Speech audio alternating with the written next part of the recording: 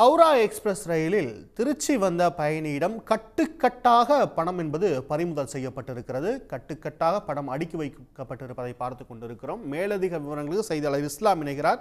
இஸ்லாம், விவரங்கள்.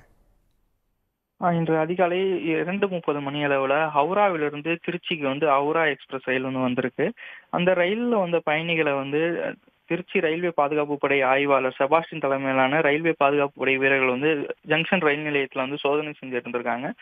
அப்பொழுது ஒரு பயணியின் கொண்டு வந்த பையை சோதனை செய்த போது அது அதிக அளவுல கட்டுக்கட்டாக பணம் இருந்திருக்கு. இது குறித்து அவரிடம் அவர்கள் விசாரணை செய்த போது அவர் முன்னுக்கு பின் முரணாக பதில்களை தந்திருக்காரு.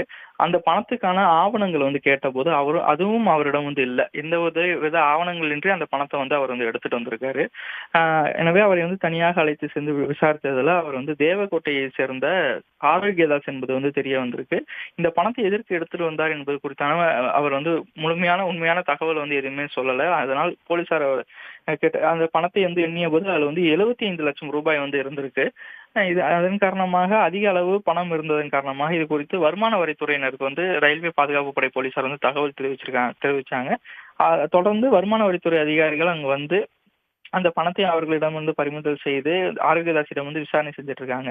எதற்காக இந்த பணம் கொண்டு வரப்பட்டது, யார் எதுவும் அவர் தொழில் செய்யறாரா, இல்ல வேற எதுவும் காரணத்திற்காக பணம் கொண்டு வரப்பட்டதா, யாரிடம் இருந்து வாங்கி இது கொண்டு வரப்பட்டுச்சு, எங்க கொண்டு சொல்றாரு என்பது குறித்தெல்லாம் தீவிர விசாரணை செஞ்சிட்டு இருக்காங்க.